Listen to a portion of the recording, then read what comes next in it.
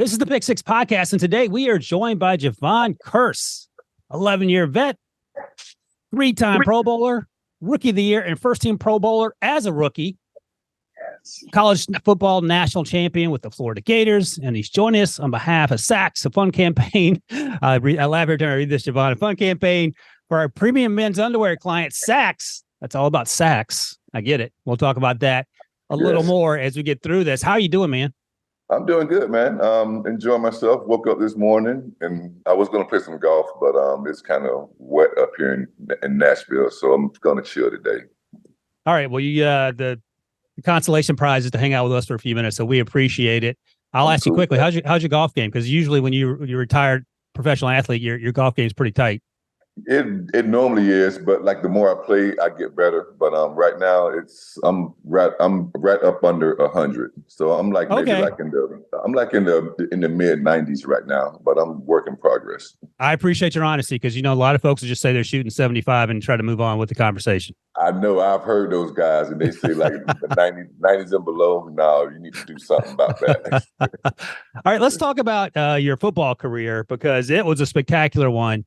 And I don't want to date myself. I'm a little older than you, but man, it feels like yesterday you were out there dominating, even going back to college when you played for the Gators. So coming out of high school, you were a safety, a tight end, and a kick returner. Not surprisingly, All-American, high school All-American. You stayed at home. You went to Florida to play for the Gators there, but you had offers from all over the planet. Do you have any sort of recruiting stories that stick out in your mind that got your attention that you still think about all this time later? I mean, actually, I tell a bunch of friends of mine. They ask me how come I didn't go to Miami? Because like when it came down to a recruiting thing, the top 3 Florida schools, Miami, Florida State, was up there, and the only 2 outside of Florida schools I looked at was Ohio State and Notre Dame. But a funny recruiting story is University of Miami. I took my visit there maybe like first, and it was like during Christmas break when I went down in December instead of January when most people visit schools their senior year. And my host was Jamie German. He was a receiver out of Fort Myers, and he was playing receiver there. And he was my host when I was there. And when I was there on my visit, I had such a good time. I had too good of a time till it made me feel like, you know what, if I come to school here, I might be like some of those guys that I know that left for school and they was back home probably like within months or whatnot, because I had such a good time. Showed me, I think that was my first strip club experience. We were hanging out with Warren Sapp. I can't remember if Ray was there, but I remember we was at one bar, a club or whatever. I look up and Uncle Luke is there. And I grew up listening to Uncle Luke. You talking about Luther Campbell. That's like, right. Don't stop, get it. That guy right there, like Two Live Crew. Luke, and I was like, you guys living y'all best life down here. And they were like living lives better than the Miami Dolphins, and they were in college. And for some reason, I just had the epiphany that, you know what? If I come to school here, I'm going to end up back in Fort Myers. So let me go somewhere up north. Even if it's just North Florida, let me figure this out. And that's how that one worked out. That's a great story. And I gave you a lot of credit for being mature at that age, number one. And number two, you realized even before it became a thing that you didn't want to be on a Netflix documentary sometime later about how all that stuff went down. That's crazy. I didn't know where that story was going to go, but that's a great story. No, for real. Like, it's the honest to God truth. So you mentioned Fort Myers because you're from North Fort Myers High School. Yeah. And, the 2 superstars that came out of North Fort Myers High School, Jevon Kearse and some guy named Coach Prime, Deion Sanders, who's doing his thing. Yes, sir. What's it been like your relationship with Coach Prime over the years and see him go from otherworldly athlete in 2 sports to coaching up these kids at the high school and then Jackson State and then doing what they're doing their thing at Colorado? I mean, personally, I think he's doing a phenomenal job. He's always been a pretty good motivator, give people inspiration and whatnot because of his skills and the way he talks or whatever. But now he's doing it with these college kids, and I think he's changing the game right now. A lot of people don't want to give him his credit, but like he's changing the game, and like this is what the sport needs. Like the sport, it needs this right here. Like it needs some. It doesn't matter like if we lose to an Oregon team or something like today or whatever, but like still like he still gives praise and still like loves his kids, and man, and I would love to play for Prime, man. I mean, especially if I play deep defensive back or something or a receiver, like I would love to play for him because I think he's just one of a kind, and like it's definitely a nice change up on the college level. You know this better than me because of all your experiences, but sometimes you have coaches that you don't know what they've been through, and there's no doubt that Coach Prime has been through everything. He's seen and done everything. He's accomplished just about everything. And Correct. I give him credit. Like you can say that sometimes maybe they brag too much or they're showboating too much. But when he gets on, gives a press conference and he says, this 5-star is not playing because he's not working hard and he's not studying, and that's just the reality of it. You don't hear that a lot. And sometimes, and you know this as well, when you're a superstar throughout your entire life, people don't tell you no. That's right. They throw you a bone all the time, whatever. So that's one thing about it, whatever. Like I can tell, like he holds everyone accountable. I mean, like he did it. I mean, the fact that he did it, whatever, you should want to go out there and bust your butt for him. Yeah, it's a fun story. And as you pointed out, a year ago this time, people didn't even know Colorado had a football team. And now that's all they're talking about.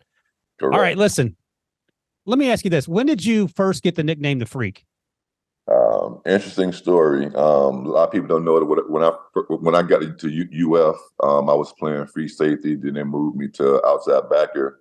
And at this time I was playing outside backer, I was splitting time 50-50 with another linebacker, Mike Peterson. We both were getting after it on the field, and they were like, they were like, we got to have both of y'all on the field like as much as possible. So we were spending time 50-50. So long story short, whenever I was on the field for my half, you was gonna know number 42 was out there because I was chasing everything down. I don't care how far down the field it was going. And it was one time when I think a play may have started on the right side and cut back field, and I took the long way around the backfield and back up the sideline to go make the tackle. And I think after that meeting, one of my teammates, I'm almost sure it was Tim Beauchamp who played defensive end for us. He was like, dude, man, you a freak. And he was like, I'm like, okay. But then I think the next week, a play happened again, and they came out the room again. Oh man, dude, you a freak. And then after that, I got the nickname The Freak, and it stuck, and it's still sticking. He gave it to me then, and I was playing like a freak, I guess, because I'm like, no, I'm just trying to make some noise during my plays that I'm on the field, and it eventually earned a nickname, and here I am today. It's funny you say that because, right, you started I think you came in around 215 when you got to Florida, and you see number 42 playing edge rusher. You don't see a lot of 42s playing edge rusher running around like that length, that size. And I said, man, he might be the fastest 42 in college football history because he was moving, even as a guy who I think you were up to about 265 by the time you went to the combine, if I recall correctly. So that's I was 264. I was 264 for the weigh-in for the combine, but that was because this name is called Tweener. I was hearing you're a tweener. Uh-huh. And since I've heard that word that time back in 99, I haven't heard that since. I really don't hear them calling people tweeners now because since I was a tweener, I'm like, I'll show y'all what a tweener is. Because actually, when I finished my junior year or whatever, I think I was weighing maybe about like 245. And then they were calling me a tweener. So I'm like, well, shoot, let me put some weight on. And I think defensive ends probably make more money in the league than, say, like a linebacker or something like that, depending on what kind of linebacker, inside or outside. But I'm like, let me put some weight on. So I think I got on some type of weight gain. I can't remember if it was creatine or something, but I put on a bunch of water weight and got up to literally from 250, from 245, 246 up to like maybe 264 for the combine, and then did the combine. And after that, they were still saying that tweener stuff again. At this point, I'm like, you know what? I'm not comfortable with this weight. I'm gonna get back down to my natural weight so I can, have my speed and be comfortable. And got the weight back down. So I was 264 for that weigh-in, and then after that, I would start the season around 255 and end the season around maybe like 230. Wow. Well, I think you just answered my next question because you ran a 4.58 at the combine, and that's water weight, I'm guessing, and then you blazed a 4.43 at the pro day, and that was Jevon Kearse weight. Yes, it was. That's exactly what it was. Yes. Because, I mean, there's a huge difference between a 4.43 and a 4.58, especially when teams are trying to draft you. But you still were the first edge rusher drafted. What? Oh, actually, I was. I mean, I wasn't the first defender, but it's all good, though. Yeah. At that number 16 spot. But that's another story there. Being picked number 16 in the draft, it gave me some motivation. So you were mad about that? Yeah, yes, I was. And I think it was my own fault just listening to the professionals and the people who the scouts and everybody saying that I was, projected to go top 10. So I had my mind made up to go top 10. And when I didn't go top 10, I'm like, but then again, even if I'd have went top 10, I would have found a way to make myself pissed off, the light a fire under my butt so I can go out there and play and play some good football. Look, in your defense, I just checked real quick. 5 quarterbacks went before you: Tim Couch, Jonathan McNabb, Akili Smith, and then Dante Culpepper and Cade McCown. So they're always going to be a run. Go ahead. And I can tell you all the teams they went to. I still know that draft very well. I know the defensive guys that went before me. It was Datwin and Chris Claiborne. Not Datwin. Chris Claiborne. Cornerback out of Arizona State. Chris McAllister, you got it. That's right. Chris McAllister and Booger McFarland. And then actually Champ went too. Champ was 7. Oh, Champ too, to the Skins. That's right. Oh, dude, that's right. Okay. Champ was good though. I get that one. Yeah, no, definitely he gets that right there. But it was a draft that it was like a quarterback need. So it was what it was. And then again, it created that monster that was inside of me. And then that's when the freak really was awakened. Yeah. And look, man, whatever you need to motivate you, because there were dudes that were drafted in the 4th round, they're probably angry too. But you said, I'm going to use 16 as motivation. And it worked. It absolutely worked. For real. And then again, it was just a crazy process because I was spending time with my family down at the house and people kept calling and everything else. And I'm like thinking it's the team calling and like, hey, guys, stop calling. They would call like, hey, did you get drafted yet? I'm like, no, turn your TV on. You can see if I got drafted. So just stop calling and messing with the phone or whatever. Because this is a house phone. There were no cell phones in 99, right?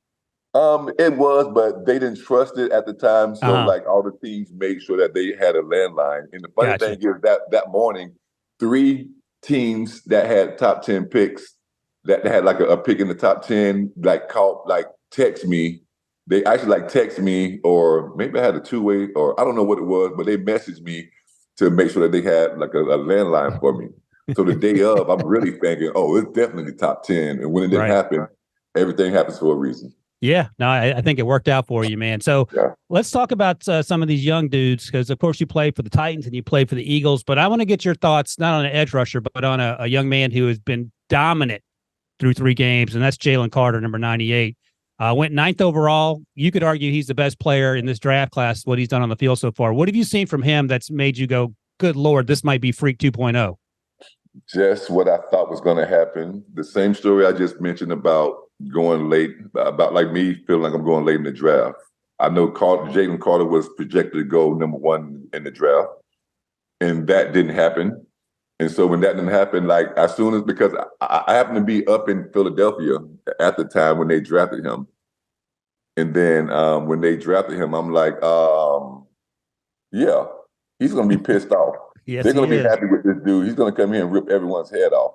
So me personally, I swear I told everyone I saw that happening. This big guy like this right here, he was supposed to go top. I'm sure that he's going to be pissed off. He's going to come in and give y'all all the work that y'all need. What's it like to play with someone like him and a Jordan Davis when you're an edge rusher? How much easier does it make your life?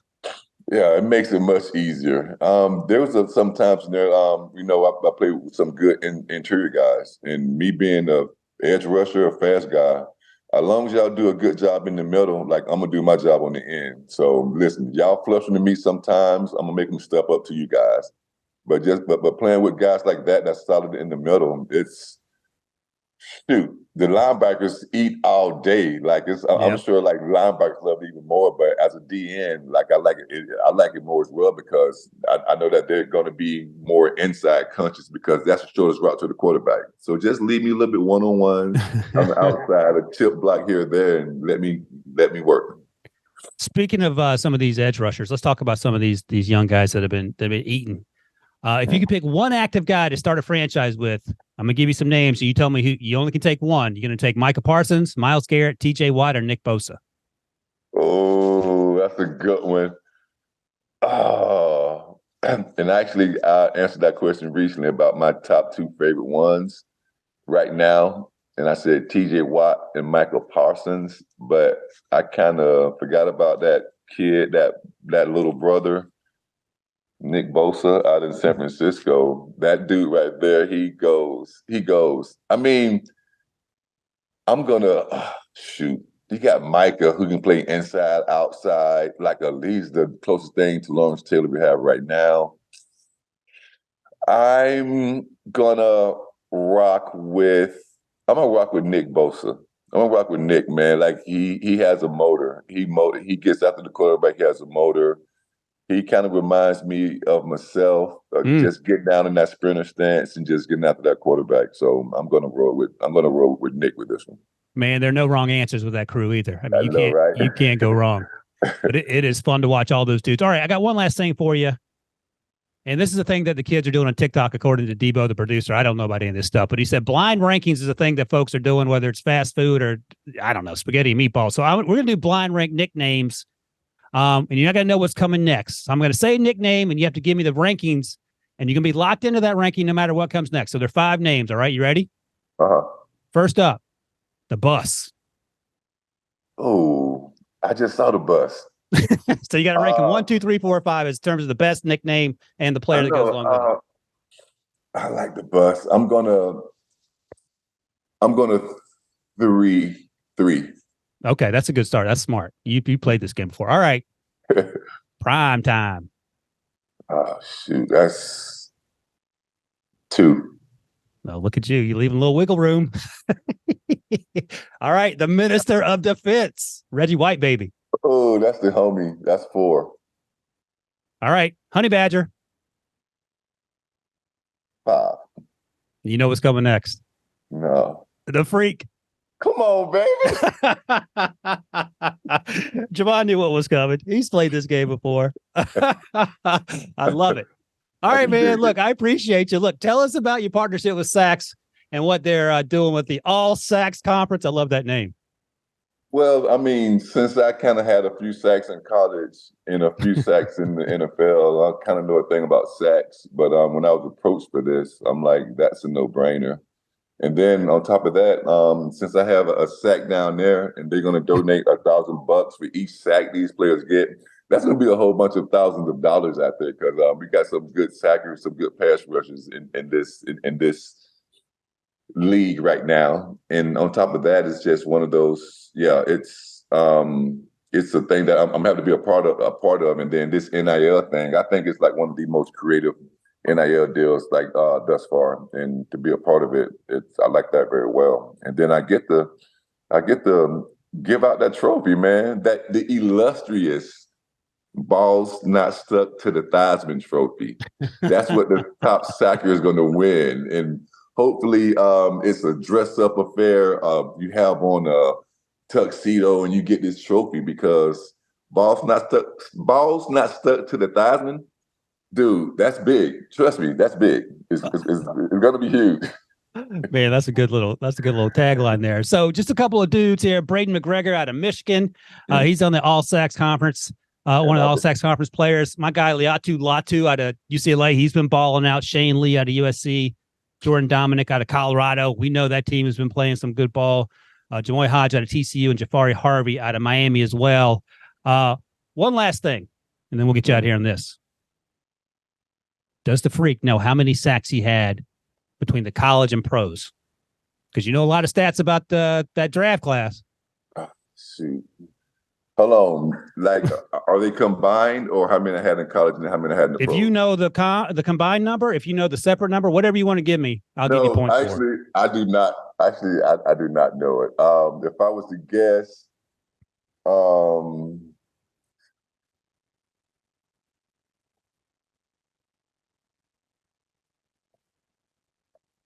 I'm going to go right at 99. You were counting them in your head, man. That's close. You had 90 and a half. Okay, 74 in the NFL, 16 and a half in college, number 42. Okay, Yeah. Damn it. I should know this. Oh, Jevon, I thank you for your time, man. It was great talking to you, and good luck with your golf game, and Thank you good very much. luck with the All Sacks team, brother. I appreciate it very much. Look forward to talking to you soon.